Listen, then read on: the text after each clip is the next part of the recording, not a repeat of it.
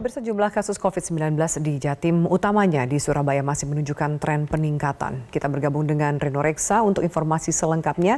Ya, selamat sore Reno. Hingga saat ini berapa total kasus COVID-19 di Jawa Timur, Reno? Ya, Afi dan juga pemirsa, seperti yang sudah kita simak di informasi sebelumnya bahwa sampai dengan tanggal 23 Juni 2020 di Jawa Timur ada sebanyak 10.092 kasus. Namun saya terlebih dahulu akan mengajak Anda melihat bagaimana grafis pergerakan angka kasus COVID-19 di Surabaya Raya setelah PSBB ini tidak diperpanjang. Berikut kita simak grafisnya.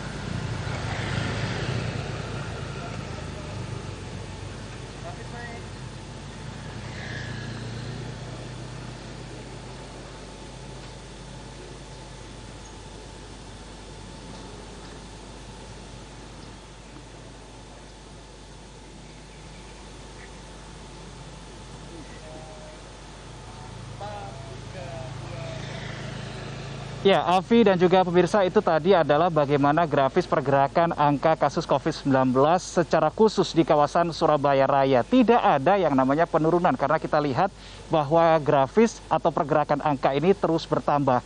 Bahkan sejak PSBB ini tidak diterapkan kembali di kawasan Surabaya Raya, kita akan melihat bagaimana pergerakan angka penambahannya dari tanggal 9 Juni 2020 sampai tanggal 23 Juni 2020.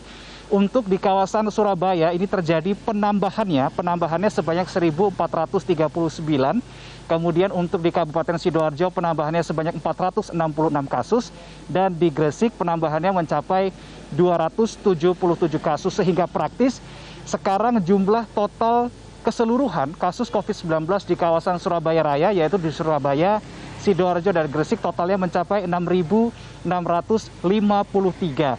Ini berarti kalau dipersentasekan dari jumlah kasus COVID-19 secara keseluruhan di Jawa Timur, persentase kasus COVID-19 di Surabaya Raya mencapai 65%. Maka jika dilakukan langkah-langkah agresif untuk mengintervensi dan menyelesaikan kasus COVID-19 di Surabaya Raya, ini sama dengan kita bisa menyelesaikan 65% kasus COVID-19 di Jawa Timur. Kemudian mari kita lihat bagaimana pergerakan data atau kecepatan penambahan kasus dari waktu ke waktu. Sejak tanggal 17 Maret dinyatakan ada kasus pertama di kota Surabaya, ini bergerak selama 61 hari untuk mencapai 1.000 kasus pertama, yaitu pada tanggal 17 Maret sampai dengan 16 Mei. Sedangkan kawasan Sidoarjo membutuhkan waktu yang lebih lama, yaitu 88 hari dengan periode 21 Maret sampai 16 Juni untuk mencapai 1.000 kasus pertama.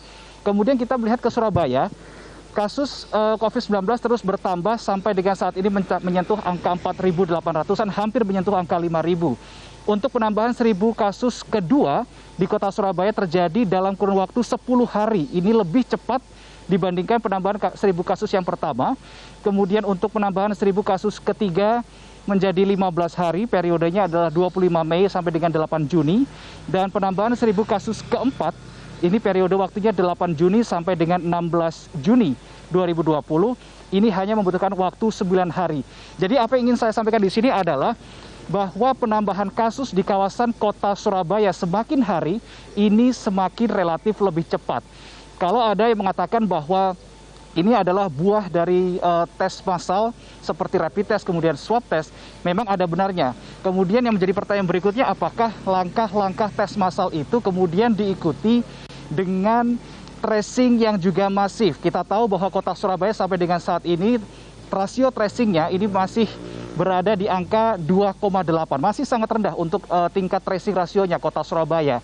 Kemudian selain kita berbicara masalah tracing, tentu berikutnya kita akan berbicara mengenai masalah treating atau perawatan pasien COVID-19.